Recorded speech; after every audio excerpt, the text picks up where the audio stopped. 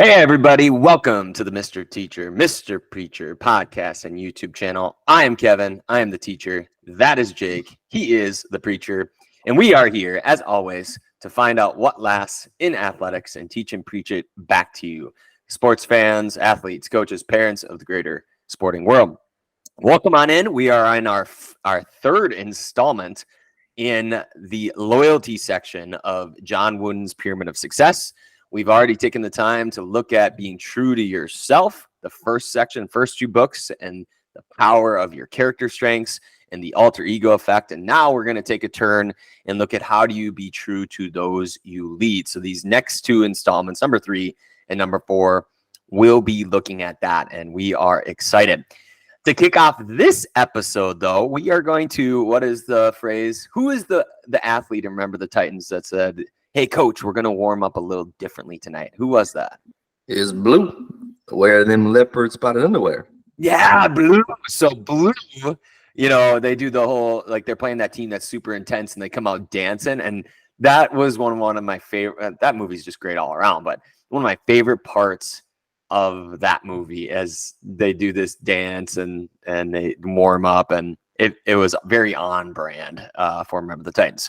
But Jake, I'm going to pass to you. We have a preacher who has not preached or blessed episodes. So Jake is going to start us out blessing and praying for the episode for you guys and whatever else however the Spirit moves him to start. Jake?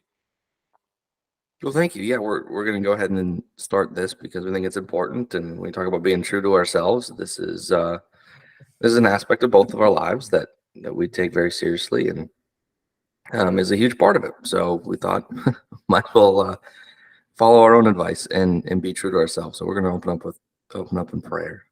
Heavenly Father, we thank you for this opportunity to come together and discuss important values that you have put in this world for people to pursue as a blessing to them, to their children, and to their children's children. That they find things that matter in this life.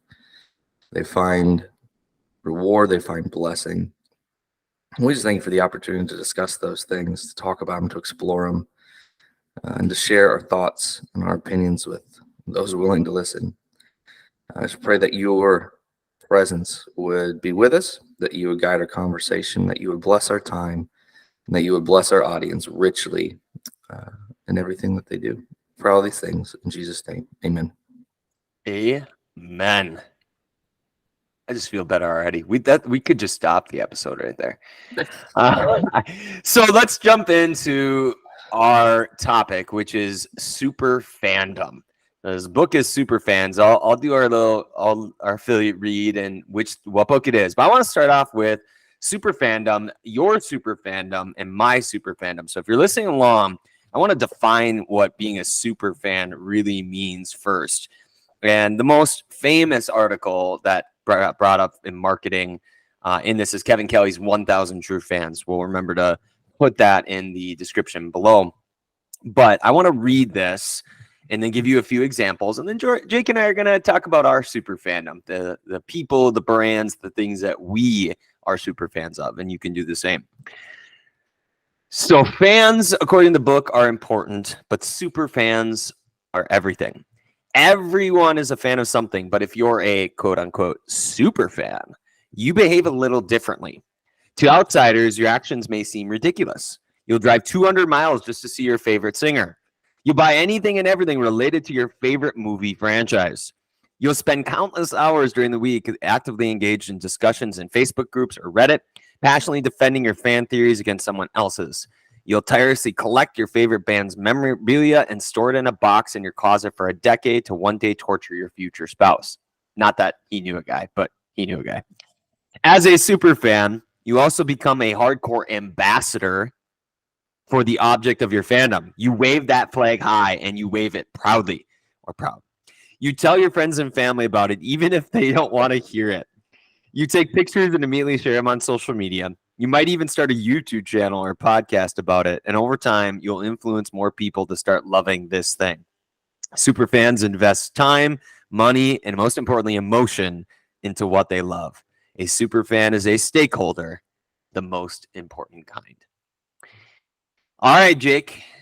The book in this introduction section gives us a few examples that people are hardcore fans of, super fans, including Lego, In-N-Out Burger, and Yeah. Harley Davidson. Yeah, well, you just lost us half our audience right there. They're like, oh, Jake doesn't like In-N-Out Burger.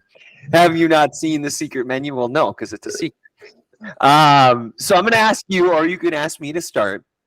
What are you a super fan of? Like you have maybe a unhealthy obsession with? Is there anyone or anything that comes to mind where like, yeah, I've spent a lot more time with that than I really care to admit? Well, first is soccer in my life. Super fan of that. Then Can you golf. be more specific about the soccer? Like, all right, are we talking about specific league or team or No, age sport. range? The Okay. sport, literally in general. I will sit down and watch it. It doesn't matter what league it is. It doesn't matter who's playing. It doesn't matter how I'm playing. Like all the things, right? Then golf, same thing. Just the sport of golf, right? Like the Ryder Cup's going on right now. I have attempted to stay up until well, however late I could, because it doesn't start till 10:30 art Mountain Time down here, 10:30 p.m.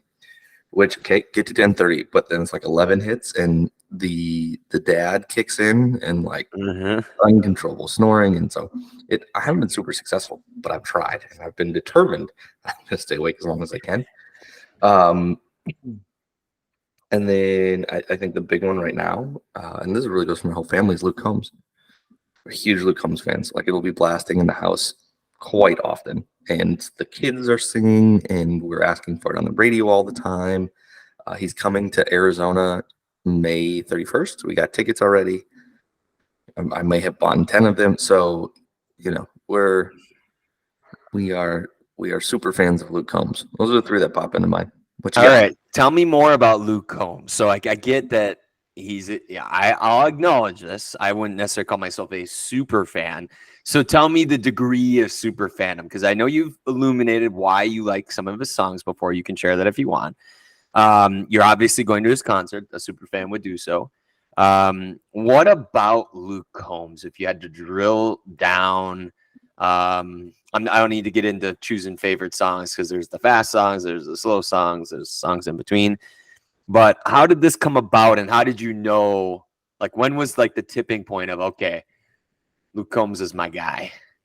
Probably okay. So first song I heard was "Better Together," and then I heard a couple more. Beautiful, Crazy. But the first handful that I heard all reminded me of my wife in a positive way. I should throw that out there. And they still do. And there's, like Morgan Wallen is the other big one right now. But for me, it's hard to describe. But there's like a maturity to his lyrics and to his music that Morgan Wallen is still like that single guy having fun, whatever. And that's kind of what comes out in his music that doesn't, to me, come out in Luke Combs' music. So I connect better that way. But all of his songs reminded me of my wife. And then I started listening to more songs. Dude, this guy has some bangers. And then it just took off from there. Like I've yet to hear a song of his that I've been like, yeah, I like this. I'd listen to this on repeat. No problem. To affirm you, a few songs, because this is obviously a channel about Luke Combs. Maybe we should just start a Luke Combs podcast. We could be the Luke Combs super fans and like do the thing. Luke, if you ever listen, we are in. Like, it's just weekly episode. We got you. I remember just a couple. The first Luke Combs songs that made me cry is "Even Though You're Leaving." So I listened to that because my dad started to develop dementia and Alzheimer's. I'm like, oh, just as soon as the song comes on, I'm like, okay, it's gonna be one of those days. Have you heard If You Could See Me Now? I have heard that one because I listen to Luke Combs Pandora when I'm doing chores and stuff around the house. That's a good one. Do you connect with that one as much as the? No, I mean, I've never been more into self-absorption, so it's much other related. So, like you said, with your spouse. So I would say That one. The other one that I really got to, that is my favorite song for intrinsic motivation, is Doing This. Mm-hmm. It's not exactly as up there with the other ones, but that one really catalyzed Luke Combs for me. Like, this dude's for real. Like, he really means, like, if he wasn't singing the way he'd be just doing it at the bar and down the street. That one catalyzed it. And then the one that there's a cool website called Listen on Repeat. And so I listened to Where the Wild Things Are. I don't know why that one. It's just catchy. I think it's cool. It's a brother. It's like, yep, that's it. That's the thing. Yep. So I hear you. So a few of mine. So do you have anything about Luke Combs? I mean, we could. No. Is there a Luke Combs fan base? Like, is there a name? Like, is there? I don't even know. The Bootleggers. The Bootleggers. This needs to appear on the Bootleggers. What does it mean to be a bootlegger? Well, I'm only getting that from his website. He has that's his quote unquote fan club. And then the cool part is he uses that. Like, you have to sign up for that. And then he uses that to do drawings for tickets for his concerts. So they're not just going straight to the public, the general public, for all of the scalpers to jump on and start reselling them. So yeah, that's where I'm getting that from. Cool. See, you learn something new every day. SuperFans for the win. I'm gonna go a little bit different route on these and just give you a few. I've been a huge podcast guy for a long time because I've been going on taking my kids on walks, taking my dogs on walks now, rucks now, and two of my most listened to podcasts. I could give you a third, but I'll give you two that are in kind of this world. Is one, the Tim Ferriss Show. I resonated with him deeply. We have very similar mindsets. I've read all of his stuff. I've purchased things that he's recommended.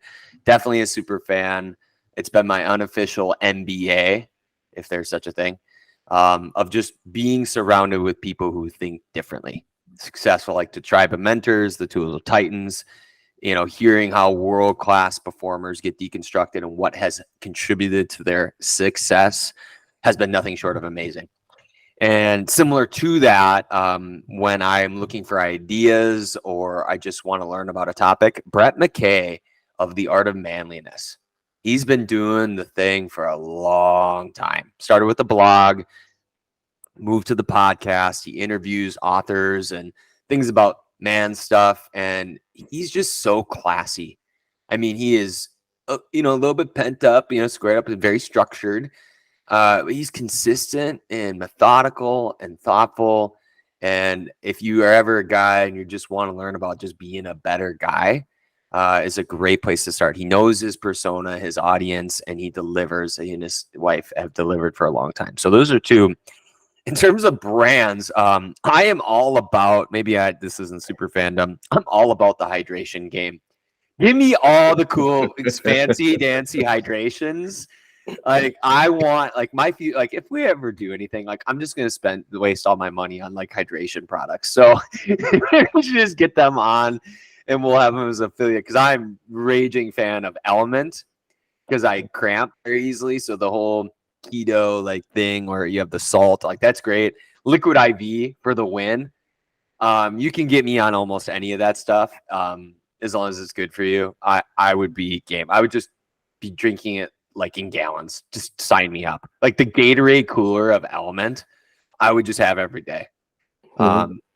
Just pee in excellence and Element. I'm also a local file, so I love finding the local things. So if you would ever come visit me and we would hang out, we would go to Stonehouse Coffee.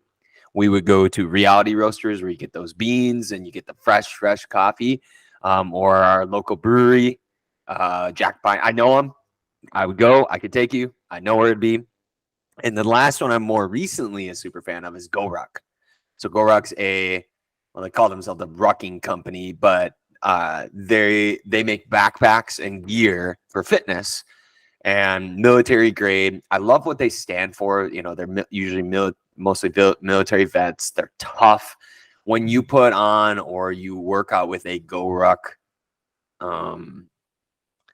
like the kettlebell or their sandbag or their rucksack, I mean, you represent the brand at that point, and you cannot dishonor said brand. And they have coming up here the Chad 1000 with Chad Wilkinson's wife, where it's 1,000 step ups, for the what is it, the Step Up Foundation, or what, for mental health and military suicide. So this awareness, I love it. It's great. Their products are phenomenal. I would promote them in a second if somebody was interested in that. Just fits me perfectly in terms of the style of all around the workouts, everything. So True. Yeah, I didn't even think about brands because I'm not really super brand loyal these days. There's certainly a time in my life where everything I owned was Adidas because it yep. was just part of the soccer style, and I loved it. And it was kind of either that or Nike or some off-brand. I just loved Adidas stuff. That has seemed to carry over to my oldest son. I've let go of that a little bit. But if we're talking brands and brand loyalty, if there's anything that I might be loyal, I would say Guinness would probably be the first thing that popped into my head. Guinness. It's just we had this conversation once. It was Guinness and Kerrygold butter. Mm-hmm. Keto people know what I'm talking about. Like, it's those gold bars of goodness, and there's not much better than that. You just know you're eating deliciousness. Yeah, Guinness. I haven't had a Guinness in a while. This is a concern. Yeah, no, it's not like I get it every time I go out, but I love it every time. It's on my bucket list to get to the factory in Dublin. So that's one thing that came to my mind. We need to, this is our bucket list, Jake. People are listening for this. We need to, in terms of super fandom and loyalty, prove our loyalty to Guinness by recording an episode in Guinness. This needs to happen. That would be phenomenal. It would be with a Guinness. Like, could you imagine? Absolutely. Yep. Absolutely. And then when we're done there, we're going to go to the Jameson plant and we're going to do the same thing there. I don't know if we'll make it through that episode. Oh, come on. You sip it. You don't chug it. Are we having good fish and chips beforehand? What is Ireland known for? We're going to have to at least eat. You got to eat first, then the Guinness, or maybe we do the Guinness and then the fish and chips. The bangers on Mosh. Yes. No, I'm not having any bangers. This show is all for rough transition, so I'm just going to take the Guinness and the chips and the Jameson and just turn a right and move us right into our first draft reading. So that was the warm-up. So, like, if you get into warm-up, like, the question I would ask if we were really digging into this is, okay, you have super fandom. Everybody does. That was the point of the quote. What we're really examining when we look at loyalty is, why are you a fan of them? And how did you become a fan of them? And whatever those answers are, give you clues, because it's different for everybody, right? Because it's got to be the right brand, the right thing at the right time for the right person. So you're not going to be a super fan for everything. So it's very specific and personal to you. But when we look at loyalty in the sporting world, how do you build that type of loyalty? And that's what this book is about. So Pat Flynn, and I had not heard of him. He wrote a book called SuperFans, and it's the easy way to stand out, grow your tribe, and build your successful business. So go to bookshop.org. That's where we tell you to go most often. The independent bookstore Underdogs, you buy a book through bookshop.org, and it goes to any of those stores around the United States. So you know your money's going to a good place. Help support the show, help support bookstore owners. Get your book, SuperFans, by Pat Flynn, on bookshop.org. It'll be in the description. There you go. That was my quickest read of all time. But this book is not a sports book. I want to highlight that. We are doing the strategy. It's always good to name your strategy, called lateralization. We're taking a book or an idea outside of the sporting world, and we're going to apply it to sports and what it looks like to loyalty. So this is very rich for application because there's so much novelty and creativity here. But the reason why Pat wrote this book, he mentions it toward the end, is he built his entire brand around helping people build thriving businesses by serving their audiences ethically and authentically. So he has his Smart Passive Income is his thing, SPI, Team Flynn. We'll put those in the links too in the description. But he really wrote the book to help you. So if you're a coach, player, parent, whoever, to have the power to make connections with people and to create special moments that will endear them to you and your brand for life. That's interesting. So that was what the book is about how do you build and be true to those you lead and the strategies that go into that. And there are some terms that you need to know before I ask Jake about some famous super fandoms or super fans. And the 4Rs is Pat has what is called a pyramid of fandom. I'm noticing that I don't know if Wooden was the first one to make a pyramid, but everything seems to be a pyramid. It goes back into Babylonian mythology and religion. It's just we are obsessed with pyramids. This is what it is. I don't know, but weren't expecting that answer, were you? I was not. I don't know. I cannot transition us out of Babylonian time, so I'm just going to ignore it like it ever happened. Why the pyramids? Well, if we go back into ancient religions, what we will find is there was an obsession because it would allow them to connect with the gods. Click the bubble because Jake will do an entire episode on Babylonian loyalty to pyramids. No, please no. That's not happening. There's no bubble. We don't edit like that. But he has a pyramid of fandom. So you imagine a 4-stage pyramid, which represents the total number of people who know about your brand. Now we're gonna transfer this over into like a sequence of how to build more loyalty. But here's the levels for you. So the bottom level is called the casual audience. And it's just the people the largest segment. So the foundation, big chunk.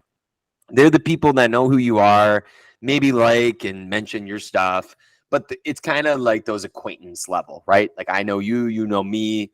You're kind of cool sometimes. Yeah. Okay.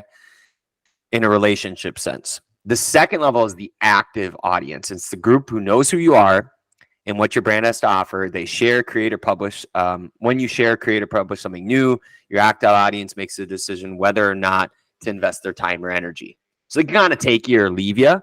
But they're active, right? Like, I mean, they follow you. They kind of keep you in their back of their minds, but they're active with you. The third level is the connected community. So we go from casual to active to this community. And this is where they say the magic starts to happen. Not only are you able to communicate regularly and easily with this segment, but you are also having they're having conversations with each other. So it's kind of like you draw this circle around you. And then even if you don't have one-to-one conversations with them, like they have conversations between them. So if you have like, let me just give an example. Jake has a soccer team and he has the soccer community. So their team name is the Babylonians, and the parents talk to each other on the Babylonians. The teammates talk to each other. Nimrod, they talk to Nimrod. Maybe they practice building pyramids. It's there's asynchronous and synchronous communication, not just between Nimrod and the team. I like how I just layered that in. There's comments, feedback, survey results. Lastly, there's the super fans, and that is the whole next level. And I think everybody knows what that is because as this book says, Pat's wife, April, she's a Backstreet Boys super fan. And she went through a breakup and listened to the songs, ended up going to a concert, loved Nick Carter, all of the things. And she had this revealing moment of when she showed her fandom of Backstreet Boys to Pat, and it was hilarious. So that's a transition to you, Jake, to Puzzle the Preacher. So it's where I get to usually quiz Jake and make fun of him about all the things that he should not know about every book that we ever read. So we're going to do that in this segment, and this will help us paint more of a picture of super fandom and get you more thinking in this before we get to the strategy. So Jake, I'm going to name the thing, right? The brand, the person. You try and tell me, this is on page 117. Tell me what the name of these super fans are. Now, we've already got the bootleggers. That's Luke Combs. I don't know what the Backstreet Boys fans were. Somebody tell me. Backstreeters? Maybe. I don't know. It seems too easy. Are they really? I have no idea. Were you a Backstreet guy or an NSYNC guy? Oh. It's a great question. Bad question. Yeah, I mean, neither. If I had to pick one, I think I was more on the NSYNC side of things. I don't know. I'm gonna refrain. I'm gonna pass. All right, Jake. The first one is Star Trek. Who are the super fans of Star Trek? What were they called? The Trekkies. The Trekkies is correct. The Trekkies wrote in over 6 figures of letters, Jake, to make sure this show kept going. 116,000 letters between December 67 and 68.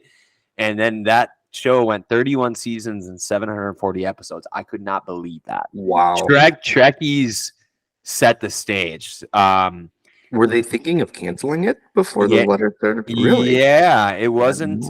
It didn't really get going right away. It wouldn't work because it was 66 when it first started and it had mixed reviews, low numbers in its first season. So, but people weren't having any of it. SuperFans have power. Yes, they do. The next one is Taylor Swift, and this one's relevant because of Swift's appearance at Travis Kelce's game. What is Swift's fans called? The Swifties. The Swifties.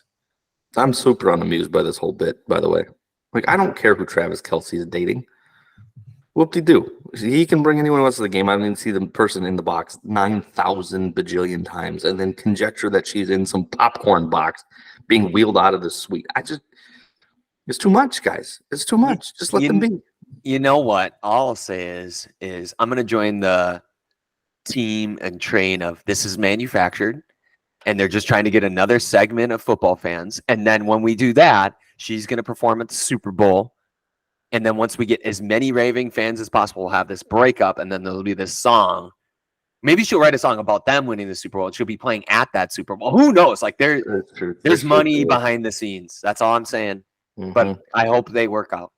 This is the WWE. They're manufacturing relationships to build an audience. It makes sense. There's something there. That's the New Heights podcast. Travis and Jason Kelce. Those guys are fun. Yeah, they're very fun. Okay, back to the game. I almost said it. Justin Bieber. It's been so long since I've thought of Justin Bieber. The Biebers. I have no idea. It's the Beliebers. Oh, Jake. the Beliebers. Yeah, the Biebenites. Yes. How about Lady Gaga? We'll go a little quicker. Aren't they like the Freaks or something?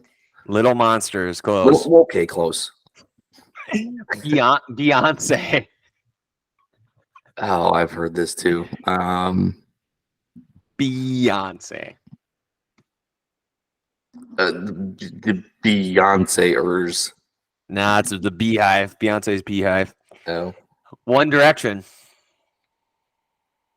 The Directionless. The I'm probably offending our audience. We're offending everybody. I don't think half of our audience listens to half of these. The Directioners. Those Beliebers and Directioners were a thing when I was still in the classroom as an English teacher. How about Harry Potter? What are they called?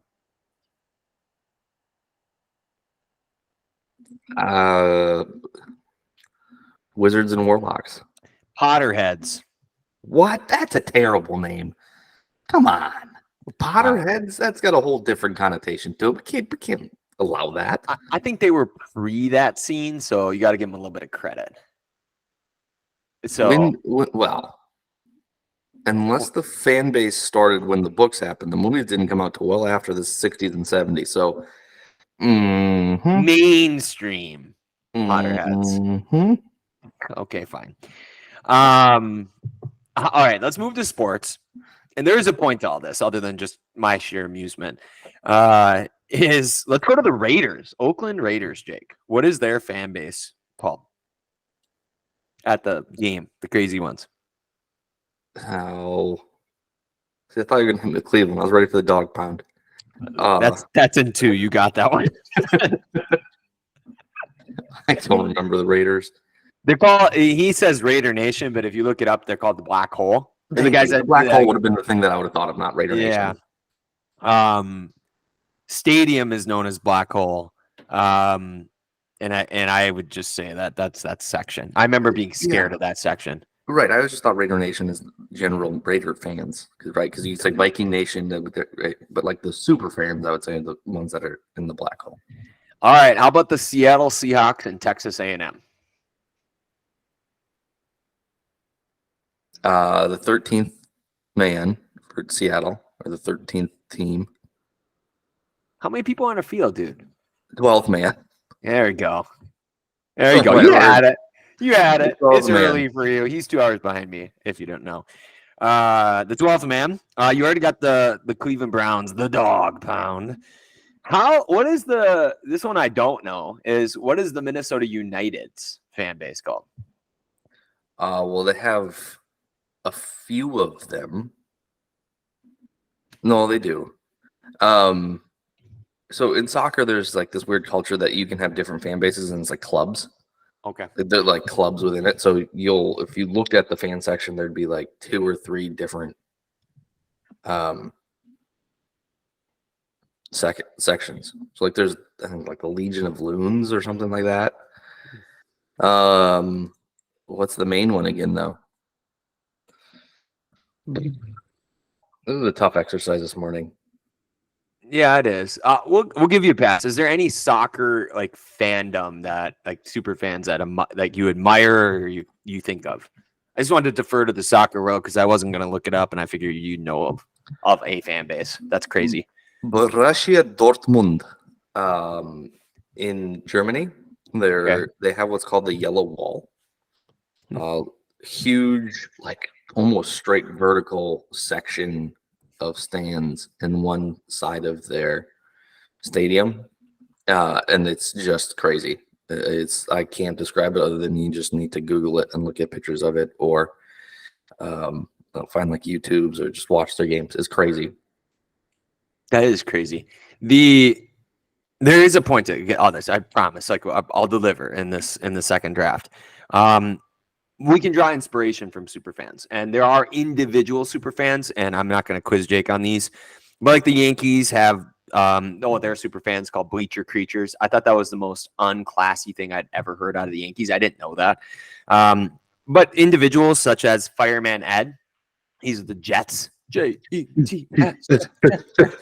The Canucks had the Green Men, Force and Sully. Like they dressed up in full body, like neon green suits. They would be up against the wall. Mm-hmm. We had in the Vikings Landom Millie Wall. She was a super fan. She turned 101 years old and she passed away at 102. We also had that lady that went viral that was just cursing at the Vikings constantly and said what every fan thought of. I don't remember her name. Small town. Yeah, she was great because everybody's like, that's my grandma. If my grandma cursed. And there are others. Like there's a guy that started the wave, but he did it on accident. I think not every, but a lot of teams have these, big size personalities. And they should. We have like the guy that would attend the Vikings game that looked like the Viking. And he's just jacked and he had the Fu Manchu. So the point is that super fans are a very normal part of the process. And Pat Flynn takes us through how do you cultivate that sense of loyalty, that sense of Fireman Ed, the Potterheads, the Beliebers. I mean, there are elements here that we can reproduce so that you can develop loyalty on your team or as a group that can help you play and win better. So I understand that you really don't want to be called the Trekkies or the Little Monsters per se.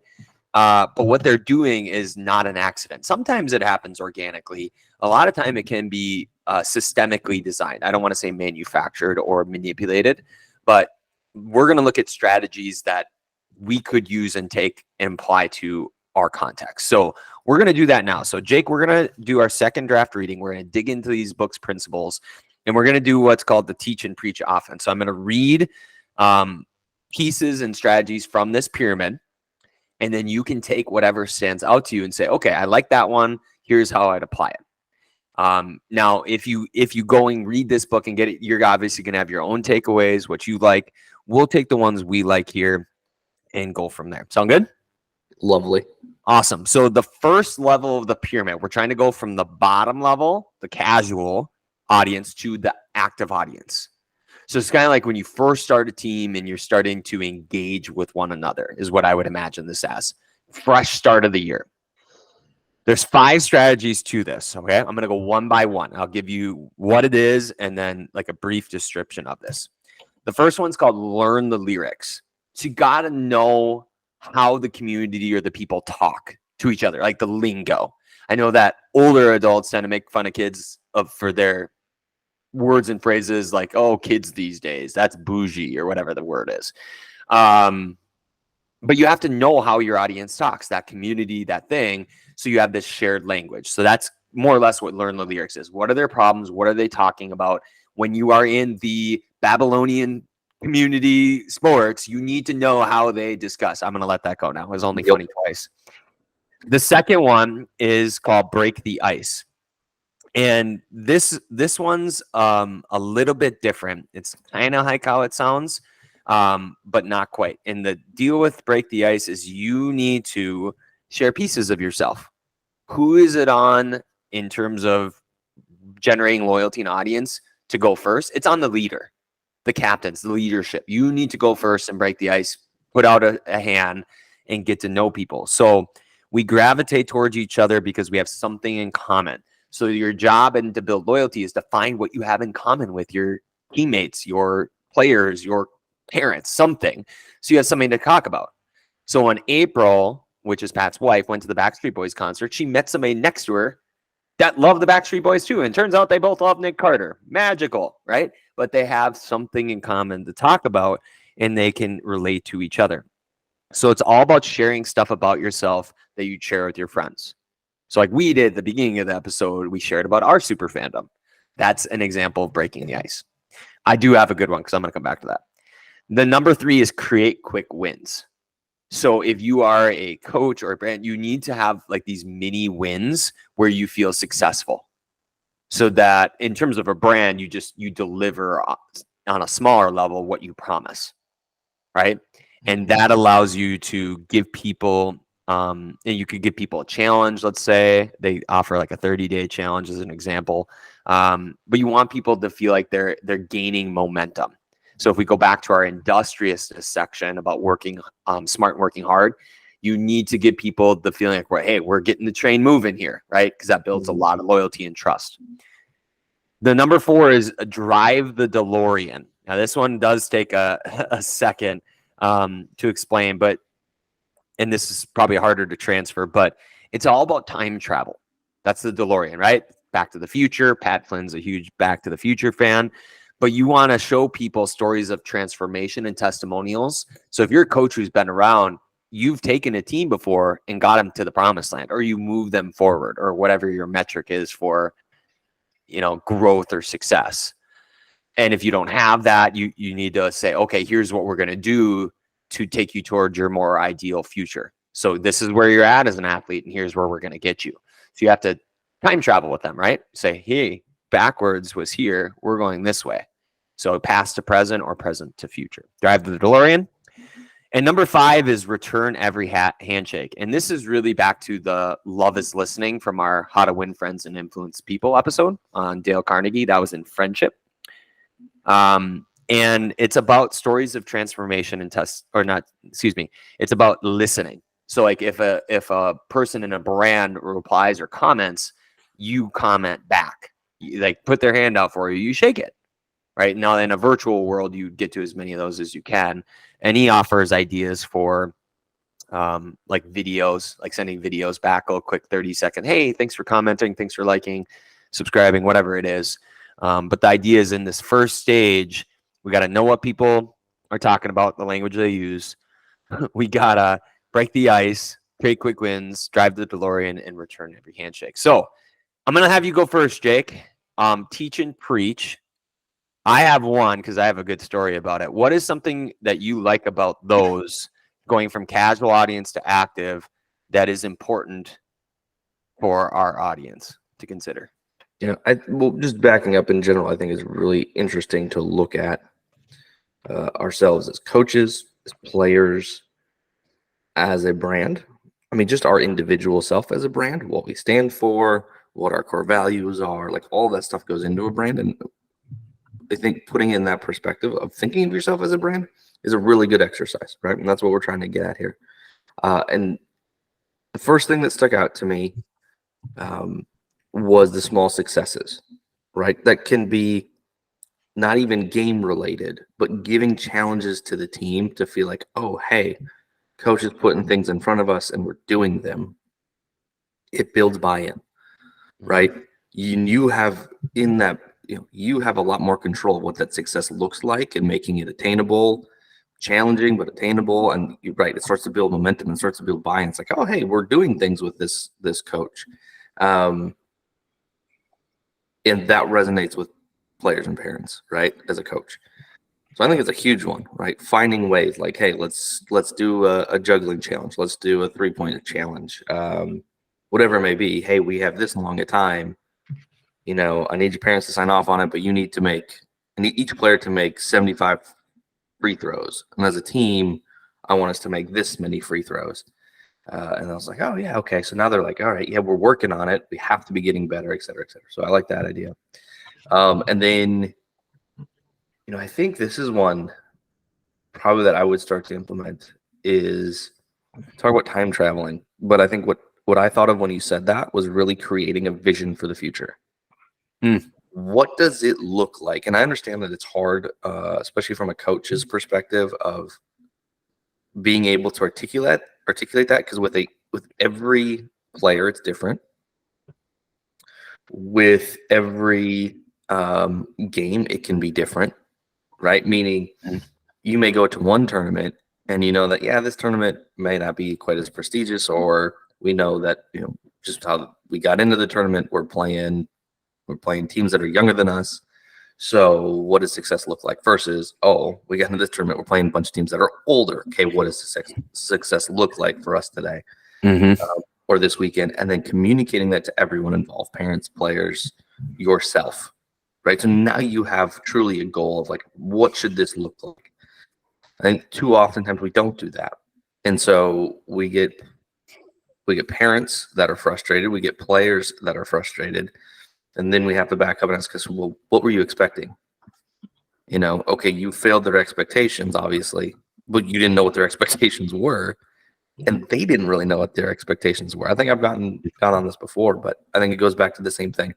Painting that future, right? I've listened to some things, read some things, and now that we're fully in political season, of how imperative it is for candidates to paint the picture of the future that they have in mind. That's what they're selling, right? Too oftentimes candidates will get obsessed with how crappy things currently are and forget to tell people, well, this is where they are, but this is where I see it going. And I think there's a big difference there that we as coaches can take on, especially, but then I think as parents as well. What is that picture of success that you have for your child? Have you conveyed that to them at all, ever? Or are we just jumping on them when they fail because they didn't meet that goal that you had in your head that you haven't shared with them? Yep. I like the whole paint the picture thing, because this could be near term, short term. It could be just the team or the community. So I think of where I live, and you say, okay, we're this sport family. Like we use I think family gets overused when they describe a sporting team. I think it's a little misplaced. I get the concept and the heart of it, though. The idea that this is how we do things, especially when you start. We are known as a program that this is who we're about. And I think that's what you're getting to, not only on a micro level, but a macro level. It's both and. And I think that is important. And the one I want to highlight, without taking too long to add to yours, because I agree with both of those, which is funny because I'm from our strengths episode, the first one, is I'm the head guy. So I like wisdom and, the virtue of wisdom. So I go to the one that's the most anti head. I'm going straight for the heart. So I'm going to give you an example is break the ice. So sharing pieces about yourself. So I have two examples. When I was a classroom teacher, I had an unhealthy relationship with coffee. I still have an unhealthy relationship with coffee, but I let everybody know that I liked coffee and that, if you want to love me, if you want to appreciate me, just give me a gift card to Caribou. Just don't get me anything. It's just, sure enough, almost every year, end of the year, you resonate with one of those, I'd get a Caribou gift card. It'd be like $5. It was great. And I love that, but they knew that about me. And so you share pieces of yourself that allow you to be made fun of, a lot of times being vulnerable, but you put yourself out there a little bit. And I think that makes you a more well-rounded person. It doesn't degrade your authority as a coach, right? Because they need to know that you are a real human being. So the most recent example of that, did I tell you about the sunflower seeds this summer? No. Oh, I'm going to be losing some audience members, some super fans, because this is a big deal to me. So I made it very clear on my daughter's summer softball team that I detest dill pickle seeds. Dill pickle seeds are the worst offense to sunflower seeds of all time. There's nothing you can say to me that can change that fact. Have you tried them, Kevin? I have absolutely tried them, and they make me vomit, both literally and metaphorically, every single time. So I started to refer to these seeds with these girls that like dill pickle seeds as the seeds of Satan. And they thought that was the funniest thing since sliced bread. Now it got better because they would offer me, hey, Kevin, coach, do you want some seeds? I said, sure. What kind of seeds you got? Well, we got dill pickle. Yeah, no. So I of course, play this up, right? You know, we're going to build. And so what ended up happening is I asked, and a girl brought me some seeds, and she's like, hey, do you want some of these? She knew the ones I liked. She hands me some. I throw them in my mouth. They're dill pickle. So they started pranking me. Then one of the sweetest girls, like this 2 more times, just to reinforce the story of that breaking the ice helps, comes up and she says, hey, Kevin, nicest girl, one of the nicest girls on the team, the one that you would never expect. Hey, these seeds taste funny. Can you let me know what they're like? I'm like, yeah, sure. You know, throw them in. They're dill pickle seeds. And they were just rolling on the ground laughing at me because they saw my face when I realized that they were dill pickle. And then the one, oh, she was committed. So she knew that my favorite ones were bacon ranch. Great seed. Those are not offensive. They're just a delight to your taste buds.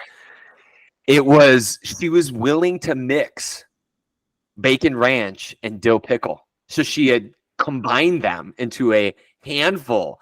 And so I had the experience of heaven and hell, Dante's Inferno, of bacon ranch mixed with dill pickle.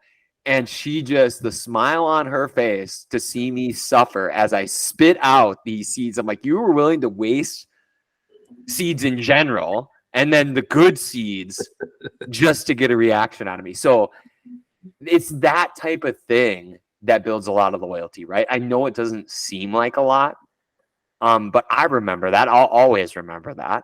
And those are the types of things that last. So when you're going from casual, hey, I'm a coach, you're a player, to active, now we have like a relationship, even if it's something as stupid as calling it the seeds of Satan. So yeah. One thing I've done is it happens more with younger kids, but certainly I've done it with older kids, is that I have affectionately named an error that I see frequently as poop in your pants. So, you know, obviously games going on, people are running at you, right? And I'm talking in the soccer context here. And it's very easy for your brain to just be like, right? And then you just kick the ball, or you kind of lose your composure or whatever. So typically one of the first points that I'll make with kids is, hey, we need to stop pooping our pants. yeah. Like, can you imagine showing up to a field and the first thing that the coach tells you after saying, hey, hi, how are you? Stop defecating on my field. And I say it with, you know, obviously a ton of humor, and they all giggle and whatever, but then it becomes a thing for the rest of the season, right? To the point of like, I'll have kids pointing out other kids on other teams. Coach, he pooped his pants, right? So it's always been a good technique of mine that I use. You know, I was thinking about it when you talk about brand loyalty and creating a brand and painting the picture of the ideal. And to be honest, I don't exactly know when or where this happened, but let's take Pepsi and Coke. Okay. I think I could tell the difference between them if you did a blind taste test. Mm-hmm. I know for a fact I'd be able to tell you the difference if you put me in an outfield bleacher somewhere with a hot dog. And I will pick Coca-Cola every single time. Because to me, in my head, that's the ideal. That is like heaven. Sun beating down on me, hot dog, and a large Coca-Cola in a souvenir cup has been painted as the ideal. Pepsi doesn't fit that ideal. It just doesn't happen. The ideal has to be a Coca-Cola. Who knew this would be our most polarizing episode of all time? I might And even I'm, have to judge. I'm gonna have to put that out. Yep. and Okay. I'm curious why it is that way. I don't know if it's like there's just this beautiful blend of Americana in that moment of like hot dog, American food, baseball, America's pastime, and then Coke just has that American essence to it in my head. I couldn't exactly tell you, It's the but more so polar. than Pepsi. It's the polar bears, Jake. It should be our national It's national not the animal. polar bears. It's not Santa Claus. It's just something about a Coca-Cola at a baseball game. I was just gonna, recycle back and be like, "Welcome to our podcast, sponsored by Huggies and Coke." um, but let's move to that. So this is where we're at next. Is the second section. So we went from casual to active, right? So layer 1 to layer 2. Now we have a language. We're talking about sunflower seeds. We have a vision for the future. We fist bump regularly, but it's it's going from active to connected. So what that means is we're going from like we know each other to like now we're a community as a whole, right? So there is a big leap, and on the middle of the book, page 75, I do want to read this because it's important. This is like the active audience is people know who you are and have chosen to follow you in some way. Okay. But the connected community is where voluntary engagement happens. Now they're participating on their own. So it becomes this ownership thing. And he says, this is where the magic happens, is the communication and connection between members of the community. The group starts to form its own identity, right? Now, because we've created a context of vision for us.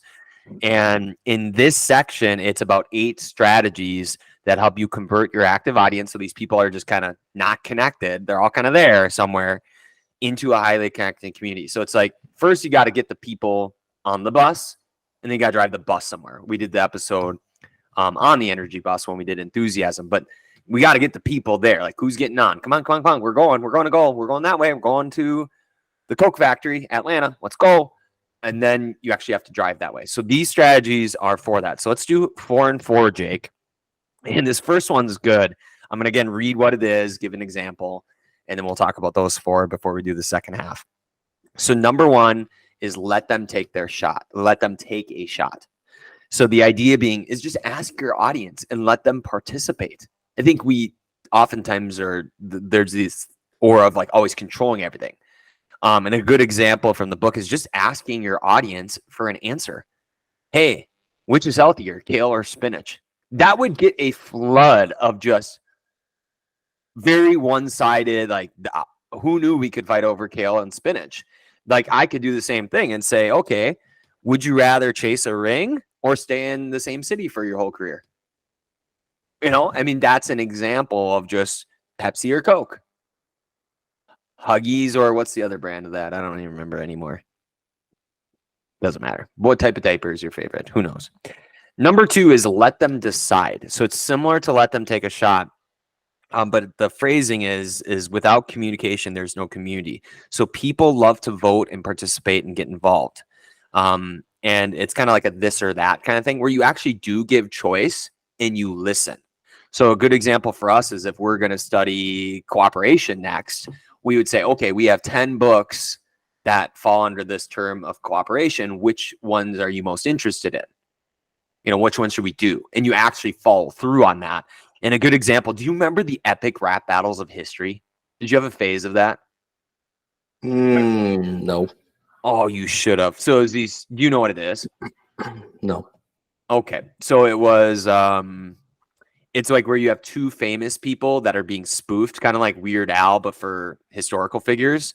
Okay. And it would be like 2 famous scientists or 2 famous wizards, like Gandalf versus Dumbledore, and they roast each other back and forth.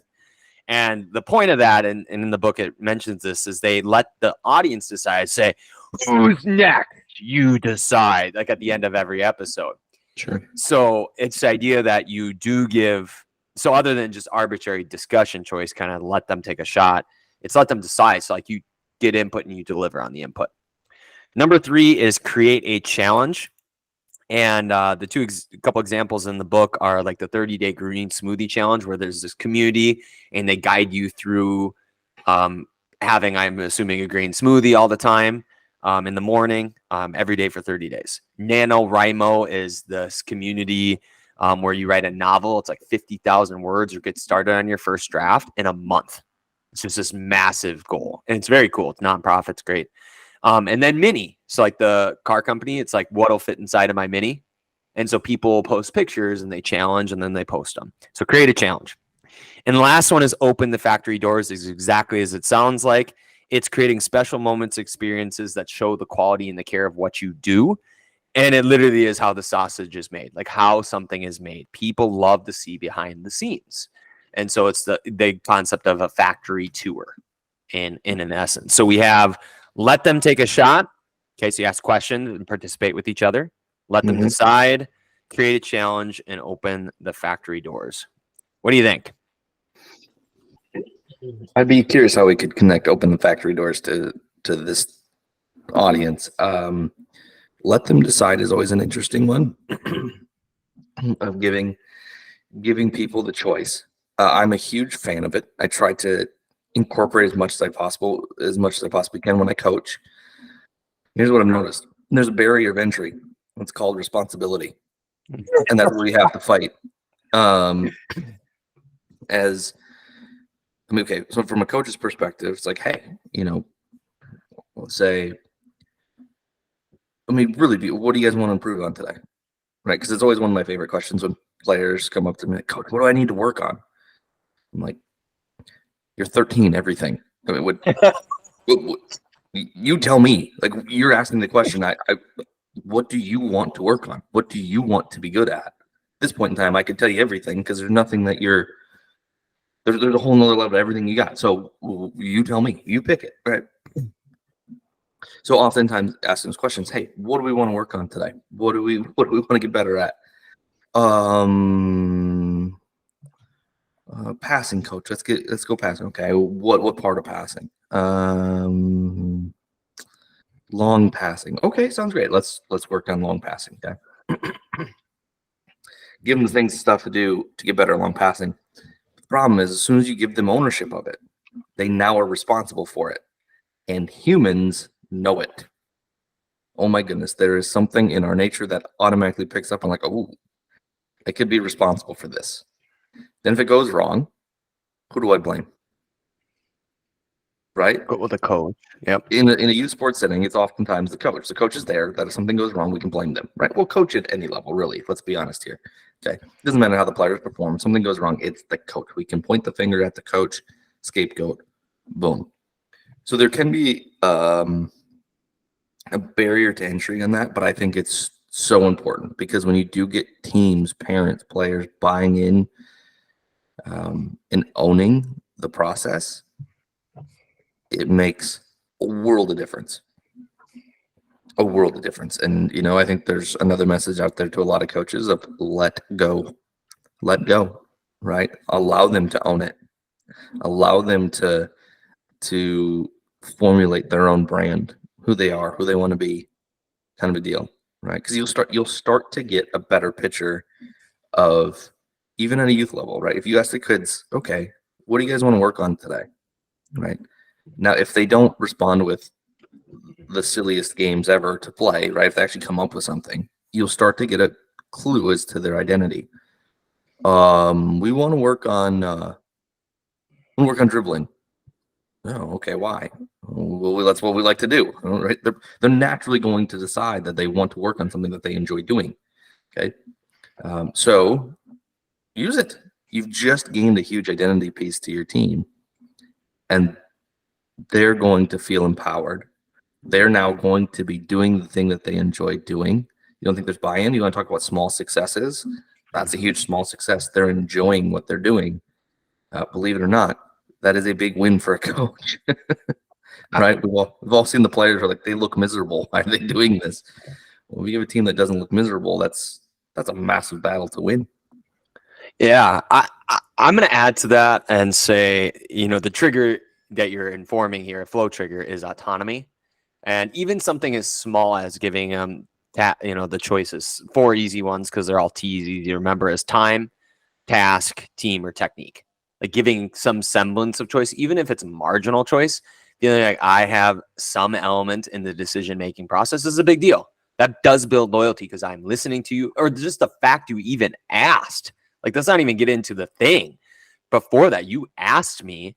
Now, if I was coaching, I would say, oh, maybe a menu of options, A, B, or C. So, because kids can't think that well at that stage until they get a lot older.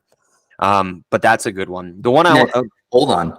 In terms of kids' development, I think they can. We just believe that they can't and don't give them the option to practice it.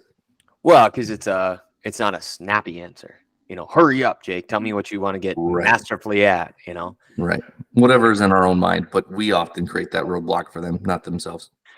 Yeah, the two I want to highlight just because very quickly, to lateralize this again, we're taking a concept from the marketing, branding, community building world, applying it to sports, is let them take a shot. So one example that I teach, interpersonal, the interpersonal intelligence or just relationship building. And there's a deck of cards by the Best Self Co. And it's called the Icebreaker deck. Okay. So it's just imagine a box with cards with questions on them, and it has categories, 25 per category. So we are playing a tournament, and I just thought, it would be fun just to ask them a random question. I'd call on somebody random and we just ask them something. So something as simple as at the end of every game, drawing a card saying, Jake, would you rather chase a ring or stay in the same city for your whole career? What would you do? But even that one question, and then maybe you have two people stand up and maybe they have the same answer. Maybe they have the different answer. Hey, so-and-so, you're 12. What do you want to be when you grow up? It could be completely unrelated to sports. Tell me your favorite beverage or dessert of choice or something. But getting to know your community and your team, that is also between you and the athlete if it's a coach to player concept. But think of the whole team. Now they know that. You're modeling how do you get to know one another, build relationships. That's a key part of this. So that is one that I find really easy. And then they open the factory doors. I was thinking about that too. Do you remember the movie Hardball with Keanu Reeves? And he takes the kids to the game. I love when you call me Big Papa. And so being able to see behind the scenes of your sport. Now, this could mean, I'm going to give a few examples because the hardball concept still applies. Just going to a varsity practice. How do the next level prepare? Just watch. Like the practice is to watch them go. Similar, you could go to a college or a pro game if you can, right? So all of those things are opening the factory doors of here's what it means to be at the next level. And so seeing behind the scenes or even calling in a former athlete or somebody who's moved up the ranks and say, hey, tell me take me through your day. So the factory doesn't necessarily have to be a literal factory. It could be what does it look like behind the scenes of being that? Because that is interesting. So yeah, I love that. Second set, Jake, active audience to connected community. Number 5 is stage a gig. And this is maybe even a little bit outside the sport. So a gig is like a Backstreet Boys concert, Luke Combs concert. You get together in person. And from a sporting world, there's kind of that already in place, but we can think a little bit more creatively around that. But stage a gig. Number 6 is give them a name. Now, I told you I would redeem our Puzzle the Preacher naming all these odd super fans. This is an example of that. And the one I'm going to give as an example for this is the movie Miracle. They had the 3 guys come in, and what were they called? That specific line. Yeah, I pass, I this, I that. They called them the what, Jake? Do you remember? Oh my goodness. You should know this. This is your SNL world. SNL world? Yep. That's where this came from? Uh-huh. The reference for this specific hockey line in the Miracle, they called them and it had to do with head.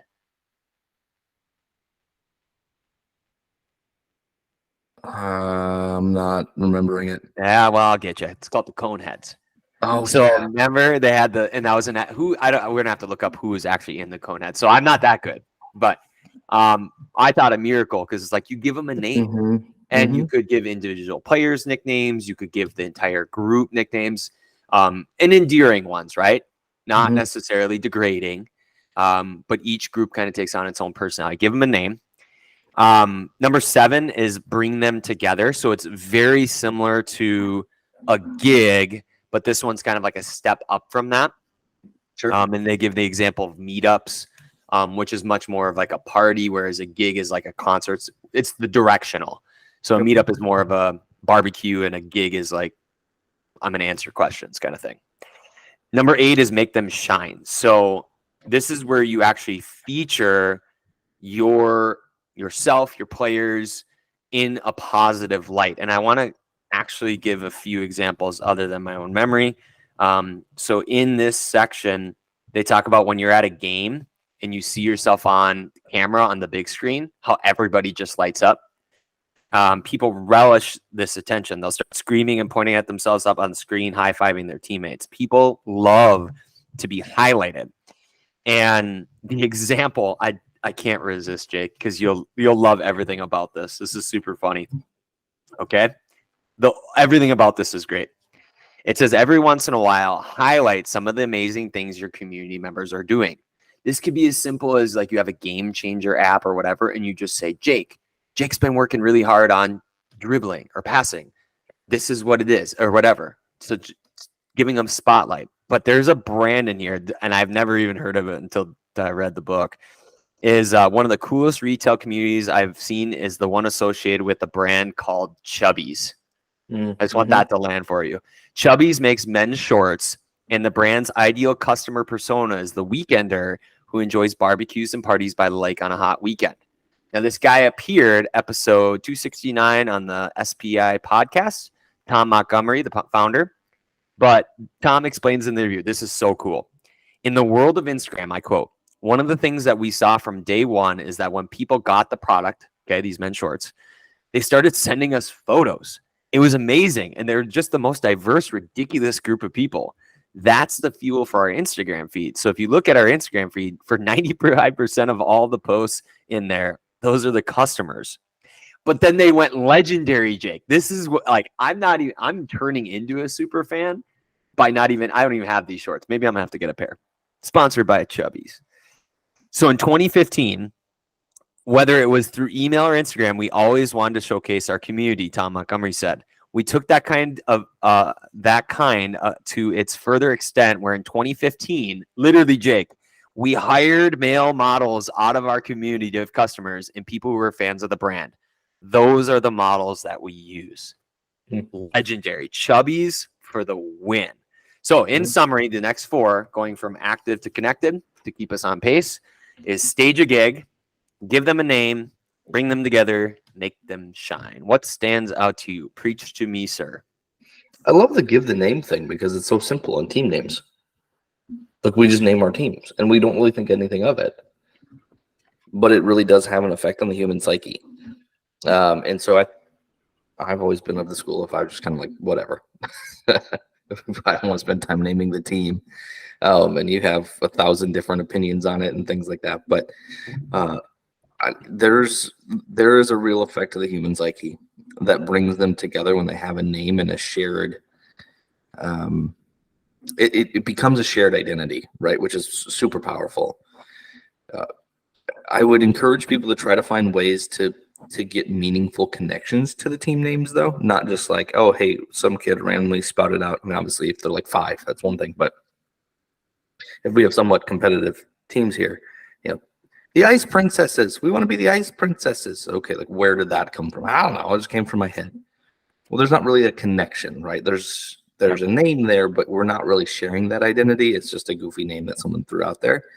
I think there's a difference between that and, again, I'm going to go to the political world and try not to lambaste me here, right? But a political candidate came out and called the other side deplorables, okay? Regardless of anything, it became a rallying cry because there was a much deeper connection to that identity than just some random, okay, we can rally around that, right? And it was a negative connotation, and it was meant as a put down, but there was an ownership of the identity. It's like, okay, fine then. If that's what you want, we'll embrace it, right? It's kind of a slap in the person's face. And I think it goes the other way too, of like snowflake. I've seen there's a rallying cry around, oh, if that's what you're gonna call us, then fine, we're gonna own it. We're not gonna run away from it and be offended because it would seem that's what you want. This political world, they're kind of going in a different direction, but it was those are the two most well-known ways I think that if there's something that happens, let's take it in a lesser world, right? There's a situation that happens at practice. And if it refers to something bigger or deeper, right, grab hold of it and run with it, because when you create that ownership, it truly creates a connected identity, a combined identity, a shared identity that pays huge dividends on the human psyche. Well, to draw Jake back to our world, because he's lateralizing on the lateralizing. Those are good examples too, and people get that, right? I agree with the running with it. So, Jake, I'm going to quiz you again. So, I think it's the name within the name. I think we're all whatever mascot or thing you are, but it's the teams within that, and allowing those pairs, threes, lineups to organically or unorganic, like. Sometimes it just fits. Like you're even just saying, hey, we should create a name for this. It could be a certain thing. But Jake, how about the Golden State Warriors? What was the set of 5 lineup called that just destroyed people in terms of the metrics? Do you remember? It was their small ball lineup. This was pre-KD, and then KD came on and they still had it. They featured KD in it. But what was that lineup called? It wasn't very sexy. Don't recall it all. Oh, I got you. It's called the death lineup. Okay, so it was Never. Oh man, so it was all in the analytical world. So the Warriors death lineup, Golden State's grouping of Curry, Thompson, Green, Poole, and Wiggins has made life miserable for foes all season long. So they reimagined this after KD, but it was this 5-man lineup that when they were in the game, the tide would turn, and they just kind of, I don't even know who dubbed it. But the most feared 5-man lineup in the NBA. So there's actually a NBA family Wicca fandom thing. So we're gonna have to post that. I'm gonna keep it. So they change it to PTSD, which is a little bit of a, I don't know if I would do that because it disgraces PTSD a little bit. But it was Poole, Thompson, Steph, and Draymond. So I guess it fits. So the point is name the people. But like we named one the other time when we were talking about Tony Siragusa and the Bearcat package. Right? You get that, NFL, like just push them forward, the tush push. Or even the Red Sox. You remember the initial Red Sox first championship? They were called the what? With Johnny Damon. They were called the Idiots. And somebody called them idiots, and probably New York media. And then they ran with it. But it's this person. And I think that we were talking in the Secret Identity episode with the alter ego effect, that communities, teams, fans need something that brings them together. Otherwise, they're just all sitting on the bus, but they're going nowhere. Yep. So I like the intentionality of give them a name. But the two that I want to highlight is bring them together, and also the gig. Just get together outside of your sport. Even if it means bringing a grill off the third baseline and having a hot dog after one practice. Have a fire, have a tournament of Madden or something where you're getting together as a group, as a community outside of this cutthroat sports context sometimes. And I get that takes effort. I still don't care because it's worth it. The ROI on that is massive. The parents can sit around and have a drink and just get to know each other, not be at work, not be at the sport. It removes a lot of those barriers. And when you can share a Guinness or whatever it is you're going to have, and your kids can play, and maybe it's not even the sport. I've known that the teams and communities that get together the most often are far different than the ones that just get together on game day. So it doesn't have to be super frequent, but if you are really looking at roster building or loyalty building, having those rituals are really, really key. Yeah. No, that conversation, it reminded me of the Piranhas. Yeah. Ozzie Guillen is commenting on the Twins and calls them the Piranhas. And that stuck for the longest time and became not just a rallying cry for the team, but for the fan bases too. they really latched onto that. It was great. And then it also makes me think of, and this kind of goes back to the last section of things of highlighting. It makes me think of an what do you call it? A marketing campaign that the Twins did. Mhm. It was called the Minnesota Twins. Get to know them. Get And to then know 'em. it would highlight a player in kind of a goofy way, whatever. But that was the slogan for the year. The Minnesota Twins. Get to know them. But I fell for that. I felt like Loved I it. love the team. Loved it. Every bit, and I don't know what marketing does now. I haven't watched too many, Twins commercials lately, but there was a golden era of at least in Minnesota Twins world of marketing where we had teams that weren't all that talented. I mean, we had, Twins way of pitching defense, doing the fundamentals. I felt like I was very loyal to them because of things like that. You got to know weird aspects about the player, and they became these bigger personalities, each one of them in their own little weird way. And they didn't do anything inauthentic. They were just being themselves, and you could feel that.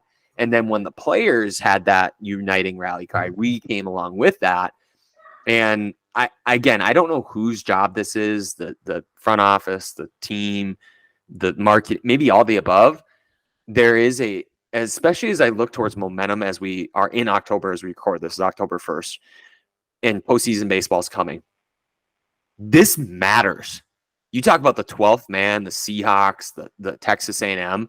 When you saw the Phillies cheer on Trey Turner and he turns it around, he's struggling up to this point, and they go bananas for him. Just massive applause. And from that point on, Trey Turner felt the loyalty, and he's done great. It matters so much. I mean, you don't think it does, but from a player's perspective, it absolutely does. You don't think that turns a tide. It wins games. And not that it just wins games, but it wins loyalty. It wins a lifelong fan. Yeah. So, yeah, well there was another marketing campaign they did that stuck around a little bit longer. I don't know if they still do it or not, but this is Twins territory. Same kind of idea. Same kind of idea, but it connected more with the fan than it did necessarily the players or spotlighting the players. Yep. It was about spotlighting kind of the diversity of all that encompasses Twins territory and allowed everyone to buy into what was going on. That was another one that stuck out to me. Yeah, I know we need to move on, but the idea of I miss the Metrodome. It gave us an edge. It gave us an identity. We were fighting Bud Selig at the time. He was the commissioner for the MLB. Twins Nation has really lost a lot since they've left the Dome. And don't get me wrong, Target Field is phenomenal. Great work all around in terms of fan experience there. But in terms of loyalty and community and that group flow and communitas is not there. Yep. Okay, Jake, connected community to superfans. We got just 3 sections, and we'll take it wherever we need to take it. So we're going to move we went from casual to active to connected. Now we're going from connected. Okay, we got our stuff, right? We're the Piranhas. This is Twins territory. But now we're going to go to super fandom. What does it mean to do that? And there were 4 things here. And again, these are business related. We'll see what we can get. There we go. But what I want you to know about going to super fandom is there's some key principles. There are things that are irregular and unexpected. The element of surprise, that where you're thoughtful to your community, to your people, your fans, that they don't see coming, right? You give. You give with nothing, no expectation in return, what John Wooden called a perfect day. And it's similar to the Savannah Bananas. And that's an episode we did on the link, along in enthusiasm with the Find Your Yellow Tux. But if it's normal, you do the exact opposite.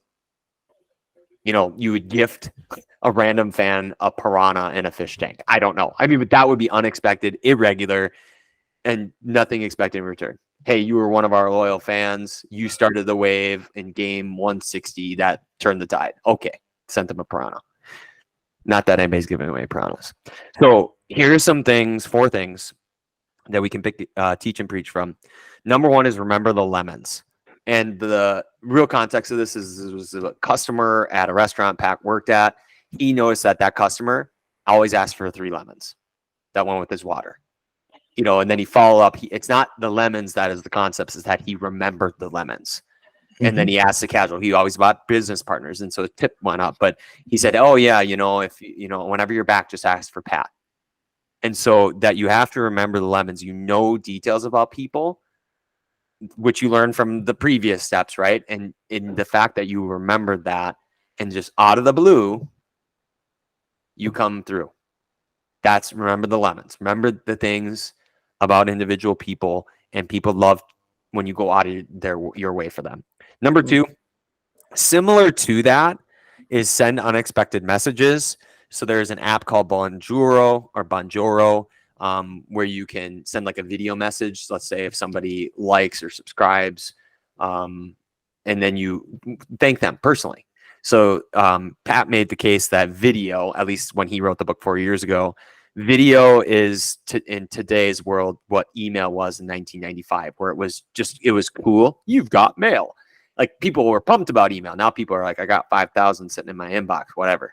Yep. But it's such an unused way. I think just finding ways to send unexpected messages. I was thinking of you. They don't have to be long, but nonetheless. 3, get them involved. And this section was about hiring already your fans, either to be moderators or work on your team. It's Peter Capaldi. I didn't know this, but he was a big Doctor Who fan, and he actually became Doctor Who. He tried to be the leader of the Doctor Who fan club, and there was already the spot taken. But X amount of years down the road, he became that. There was a Walking Dead podcast, and the Walking Dead creators took the time to get to know these guys on 162, and they were able to interview actors and actresses, and it's called The Walking Dead. Hold on. They even have a Walker Stalkers. I didn't know Walking Dead had a fan club, but the Walker Stalker podcast. And then they have a Walker Stalker, conference. And the point of this is it was all because one producer was smart enough to connect a couple fans with some of the talented minds and icons of the show. So it's get them involved. Get your people involved. I think KOC was the point I wanted to make. Kevin O'Connell for the Vikings. He has a leadership council, right? So it's not just his captains, but his team, and he solicits feedback. It's a way you could do that. Number 4 is offer platinum access, which is VIP. You have a VIP experience of some sort, and it's all about status and feeling special. Maybe you have something in your practice or season where somebody gets to be the proverbial royalty for the week, and you get special access, or like first to get a drink, first to this, first to that. I don't know what VIP looks like in this case. It matters though. Not that the everyday experience isn't awesome. There's just a step up from that. And those are 4 things. So we have remember the lemons, send unexpected messages, get them involved, and offer platinum access. Oh, let's go with get them involved. So this is an idea that I had maybe about a year ago that I haven't really had a chance to implement yet. But the next team that I coach, I was going to implement a board. So similar to a company, reach out to the parents and say, hey, I would like to create a board. And the purpose of that board is to be able to run feedback between, put it in business terms, my customer, which is the parent, right, and me. So not that a parent can't come up directly to me who's not on the board, but have a group of individuals that understand that they have a voice, that understand they can speak for the team, and a group of them, right? So it's not just one person, but hey, this complaint came up, and I want 3 to 4 parents to know that the complaint came up and to have input on it. Oh no, this complaint has validity to it, Jake. We need to address this. Or, oh, that's interesting. I'll go talk to him for you, right? But to know that there's a filter through everything. If someone has an idea, hey, I'm going to give it to the board member on the team, and the board member can bring it to the board, and we have representation of a team in a smaller group, right? Because it can be cash. It's like, hey, we have a decision to make. It's either going to fall just on the coach to make the decision for the whole team, right? Or it's it's one parent trying to voice an idea for the whole team. Well, what if we have a group of parents that feel involved, that feel connected, that, hey, no, we have a minority that's representing the majority to make decisions, right? There's a reason that boards like this were set up, as well as just to be general guides, right? Like there's this expectation and understanding that, no, I want you to have a say. If you see something wrong, you need to be able to come tell me. You're a board member, that's what it's for, right? So that's something that I've mulled over, and then something that I'll probably include in the next team that I coach. I think it gets a handful of parents involved. And obviously, that's just a small segment, but you don't have to call it the board, right? You can name it. So you can take layers to this, take names to it. But that was one idea that I had of trying to get people involved in a creative way. And just generally the thing that I got from, even before you mentioned the 4 things, your little conversation that you had before that, of creating uniqueness, right? Creating uniqueness within a youth sporting environment. Try to make the season feel different from all the other seasons that the kid has had, right? That the parents have experienced. And that can go in a lot of different ways, but trying to always make a season unique in the environment of the team and in their involvement in events off the field, trying to make it unique, something that no one else is doing. Or even, you have to remember, innovation is applying maybe something that's been done in one context to yours. So if it's just brand new to your context, that's still innovative. So for instance, if you still steal Jake's the board idea, that's new for him. He has not done that yet. And that is an example of being true to those you lead, where you can say one of the things is we're always getting better. And that could be something that is unique. And it may work, it may not.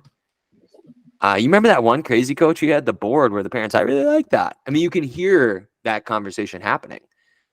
We should do this in all of our leagues, in the entire association, or we have a board of players, and then the board of parents versus or with the board of parents and players, or even the coaches. You have a board of coaches. How would we handle this type of decision as soccer? Because this is a good transition to the dark side of SuperFans. Okay, is you are oftentimes as a coach feel like you're on an island, and you might have coaches on your staff.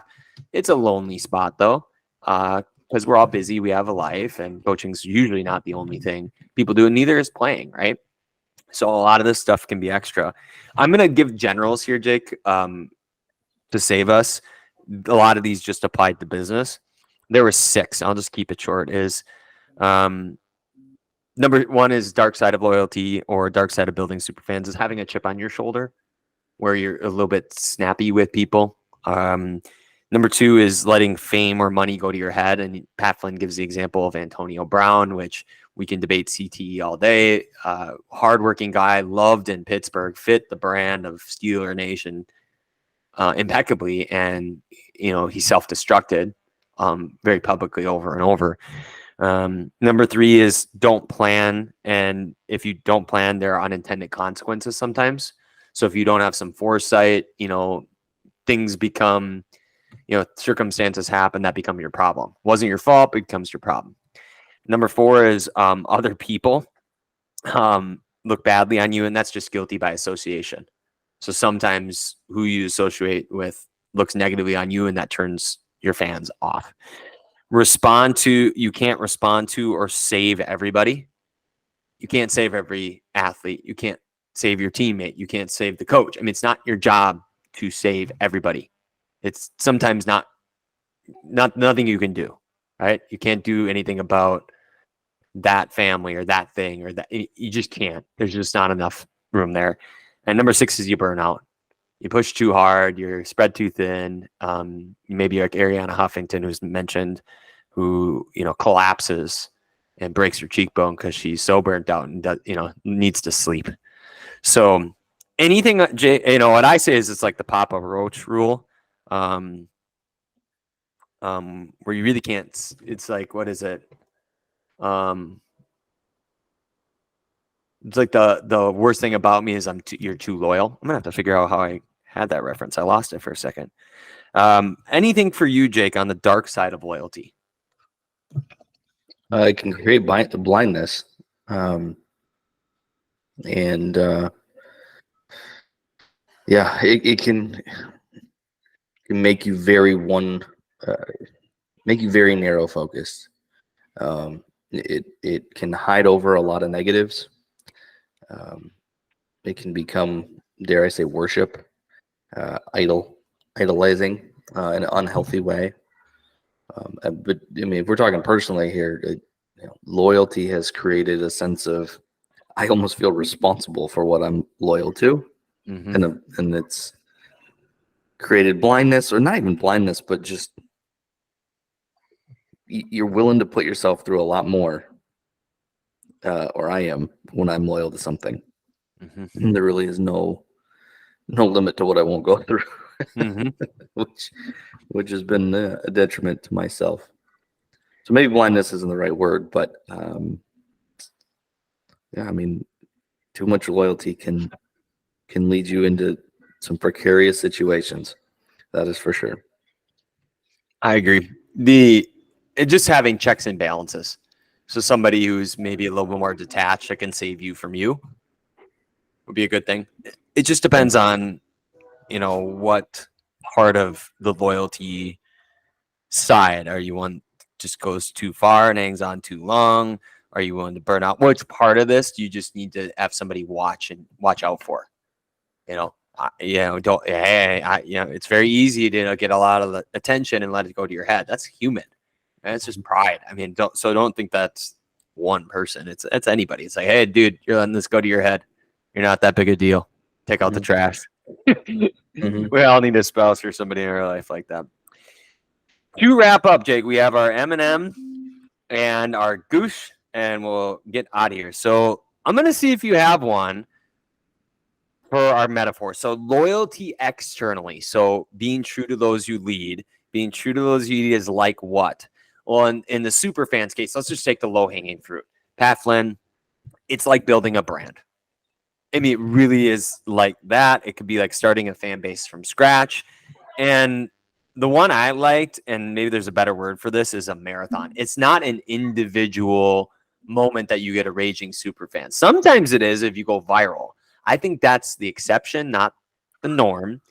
And it's your ability to do those small moments one after the other that lead to super fandom. You have to move from casual to active, active to community, community to super fan. So it's a step-by-step process. It's a recipe. That's what I have for metaphors. Do you have anything to compare this to? What's building a super fan or external loyalty like from what we did? Yeah, I think brand is the best one. I can't think of anything outside of that. But you are, and it seems a little dehumanizing, but you are a product. And to maybe not dehumanize it, you are a set of values. You are what you believe to be right and true. And if you don't stand up for those things, and you aren't, or if you aren't those things, right? If you're ingenuine, people don't know what they're buying, and they don't trust what they're buying. And I think all of us as consumers, there has to be a trust in what we are buying, right? We have to build that trust between people to get buy-in. And it does seem a little dehumanizing, but I think it's a perfect analogy. We are a brand everywhere we go. Agreed. Your most valuable idea. So 4 things that we can take away from loyalty. I will be quick. Number 1 is the secret. The secret when it comes to creating super fans, right at the beginning of the book, is to create new experiences and help audiences or your teammates, whatever, unlock something new in their life. When you become a super fan of something, it's not because of a person, a product, a name, or a brand necessarily. You become a super fan. Why?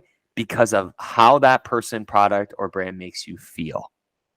And that's 1. Number 2 is just a couple pages later is this book, Super Fandom, or Super Fans, is all about defining what the super fan journey will look like for your business and your brand. So for your team, your teammates, your organization, what does that journey look like Jake said, of uniqueness that makes this different? What stands out? That will build a lot of loyalty. A little bit later down the road, right in almost the center of the book, we have one more. It's about belonging. So belong. on page 75, at least of my book. It's right before when we moved to active connected community. Is just really simple. People want to feel like they belong. So ways you can include, like the strategies we talked about in this book, is finding ways to create belonging. And that's a huge need for people. I feel a part of something bigger than myself. Yes, we work hard, industrious. Yes, we have fun. That's enthusiasm. Yes, it's nice when we get along. It's also great when we belong. Last one is moments, page 204. Right as we're about to end, like a lot of authors do, is they tell us what they like. And it's really simply focusing on creating special moments that make people feel valued, connected, and celebrated. You're going to win no matter what. You don't need millions of dollars or millions of people following you to build a successful team or business or brand. You just need a core group of raving fans who will follow you wherever you go. Really simple is use your size to your advantage, whether you're big or small, to make true connections with people and create unique, memorable moments for them. Anything from the most valuable ideas? I think you nailed it. A brand is how you make people feel. And if you want to know how to make them feel, go read Dale Carnegie's book, How to Win Friends and Influence People. Watch the episode. I think we went over that. I think that is a much more human way to put it, right? We connect it to a brand, but it's really just how do you make people feel? How are you making people feel around you? If you want people to buy into what you're doing, you gotta make them feel good, right? It's the reason why I'll always go for Pepsi, man. Coke is the feeling in my bones of that, sitting in the sun, basking in the sun of an outfield, waiting for a home run to be hit my way with a hot dog in hand and a Coke. It has to be a Coke. That's what gives me the feeling. That's when my brain really engages. Something about it, man. Feeling that it gives. Something about it, at least the attempt of the feeling. Fighting off the sunburn, feeling that acid hit the back of your throat. See, that's what it is, man. It's how we make people feel. Paint the picture. So your last thing before we go, and we bid you adieu, is I would encourage you to steal a super fandom. So go back to our beginning when we got into super fans of what are 3 to 5 things you're a super fan of, and how and why are you a super fan of that? Steal it and apply it to your context, whether it was, any of the ones that we talked about. Jake had soccer, golf, Luke Combs, the bootleggers. I had Element, Liquid IV, the locals, Go Rock.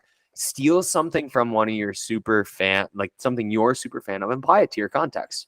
That's where innovation happens.